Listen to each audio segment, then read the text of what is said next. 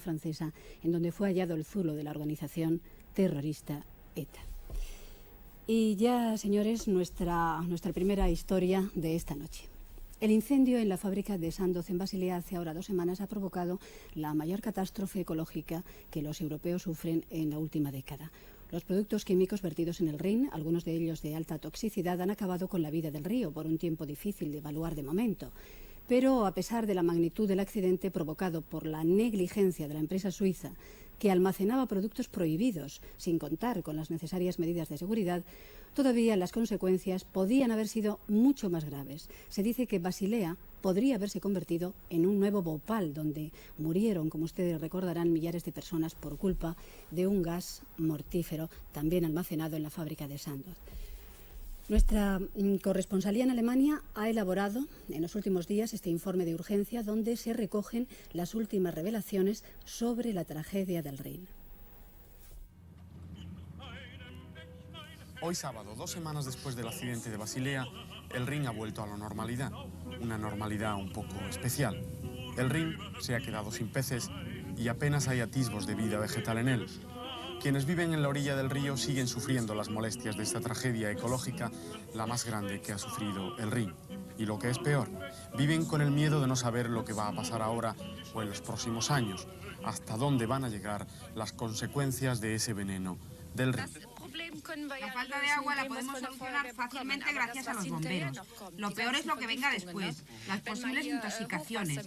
Y cuando vengan las inundaciones del invierno, el agua arrastrará el veneno que se ha quedado en el fondo del río y quienes vivan en la orilla tendrán que cargar con el veneno.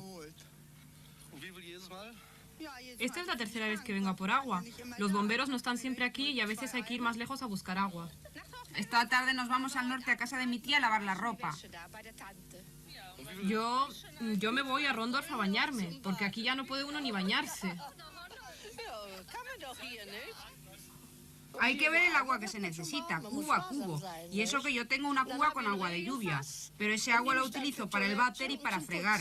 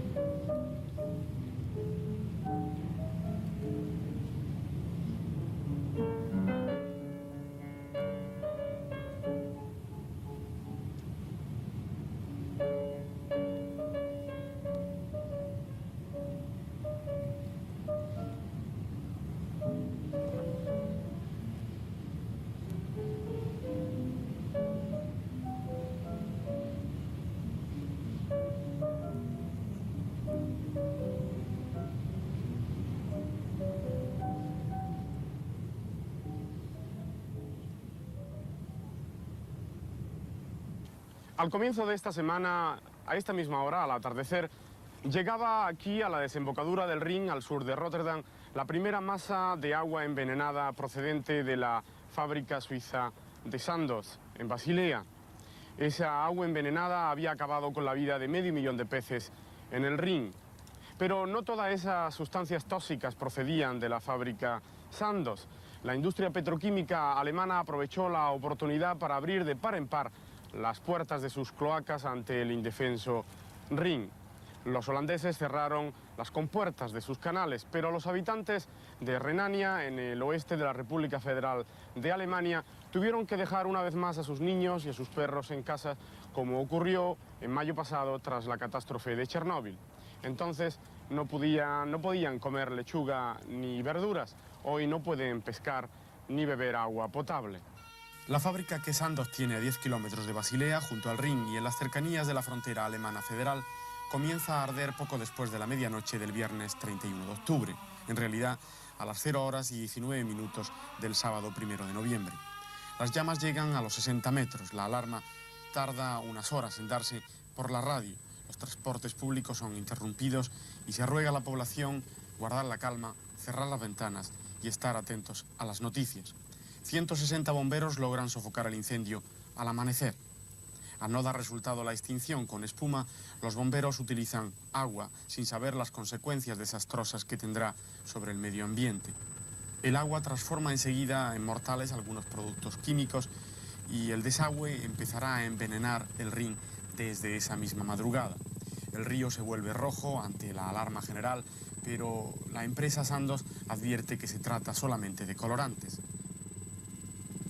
Los habitantes de Basilea comienzan, entre tanto, a las 5 de la mañana a discrepar de la versión oficial que pretende restar importancia al accidente.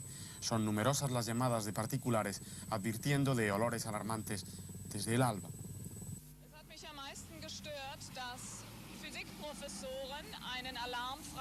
Lo que más me ha molestado es que los científicos hayan anulado la alarma y enviado a los niños a la escuela, sin saber lo que había en el aire y en el agua. Me ha molestado que ningún médico informara a la población, ni siquiera en los hospitales, y que los médicos no hayan contestado la información de que no existía ningún peligro, a pesar de saberse que había enfermos con irritaciones en los ojos y en las mucosas y con ataques de tos. Y también me ha irritado que en los hospitales el estado de alerta fuera mínimo. De la 1 a las 11 de la mañana del sábado, el Rin recibe 1.200 toneladas de 30 productos químicos diferentes almacenados en la nave de 5.000 metros cuadrados incendiada. Pocas horas más tarde, y sin que la policía suiza haya todavía alertado del peligro, esa primera ola venenosa llega a Friburgo, ya en la República Federal de Alemania. Entre los productos tóxicos que el Rin arrastra hasta Mannheim a las 10 de la mañana del miércoles día 5, hay 884 toneladas de pesticidas. Entre ellos, y en alta concentración, el supervenenoso ácido fosfórico esterificado, con el que se fabricaban los gases mortales utilizados en la Primera Guerra Mundial. La cantidad almacenada en Basilea y destruida en parte por el fuego habría bastado para aniquilar a toda la población europea. A las 0 horas del día 6 de noviembre, el Rin envenenado llega a Maguncia. El 7 está en Bonn y pasa a medio centenar de metros del Bundestag, donde se produce el primer debate acalorado sobre el tema. La ola tóxica ha matado ya al tercer día 1.500 peces del río, especialmente anguilas. El día 5 de noviembre se recogen 150.000 peces muertos. La flora del Rin empieza a morir también. No se sabe cuándo volverá a haber vida en el río. Se especula esos días sobre las 50 toneladas del herbicida dinitrocresol, el cual puede alterar los factores hereditarios de los seres vivos. Procedente de la fábrica Sandoz, también ha caído al Rin una composición orgánica de mercurio utilizada para eliminar hongos en las simientes, pero cuya venta está prohibida en bastantes países. Ese producto causa trastornos en hígado, riñones y sistema nervioso humano. Durante los últimos 15 años, las autoridades alemanas habían sido pioneras en la limpieza y regeneración del Rin, uno de los ríos europeos con mayor tráfico comercial, utilización que contribuye también a su contaminación. En Alemania, Francia y Holanda, países afectados directamente por la tragedia ecológica del Rin, no se entiende la falta de medidas de seguridad en Sandoz ni la tardanza de más de 24 horas en dar la alarma internacional. La opinión pública alemana, que había reaccionado a la catástrofe de Chernóbil volviéndose mayoritariamente antinuclear, lanza entonces el grito al cielo. Los políticos, para evitar daños electorales, le echan enseguida la culpa a la industria. Über die internationale Rheinschutzkommission, mit der wir zusammenkommen wollen, wie auch im Gespräch. Tenemos que discutir en la Comisión Internacional de Protección del Rin la posibilidad de mejorar los sistemas de alarma. Asimismo, hay que estudiar la posibilidad de modificar los reglamentos internacionales en caso de accidente. Y habrá que plantear también el tema de las responsabilidades jurídicas.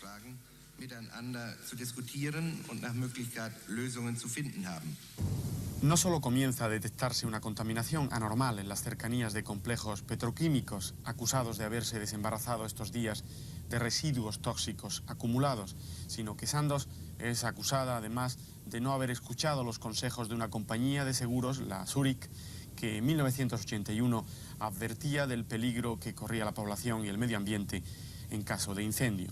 Los directivos de Sandoz se muestran ahora desolados, compungidos por la magnitud de la catástrofe.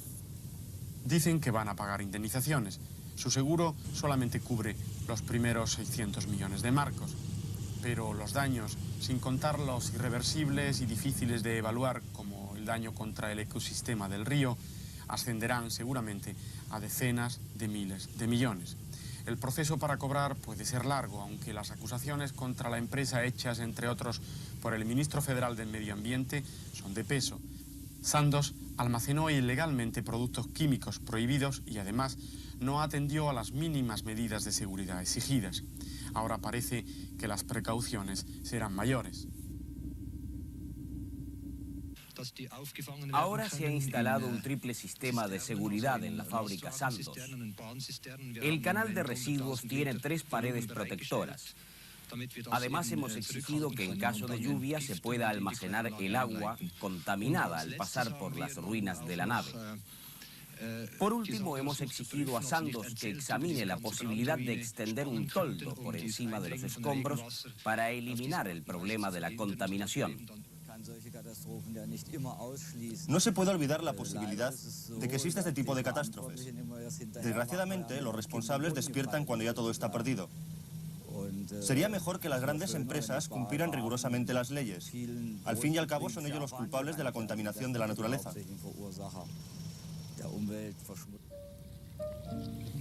El Rin era ya la gran cloaca, aunque en los últimos años se haya estado vigilando más el origen de los vertidos tóxicos.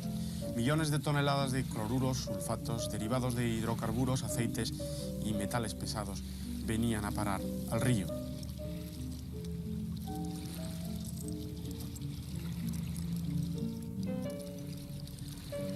Sandoz ha acabado con la lenta recuperación del Rin, que otrora marcó los límites de la civilización romana.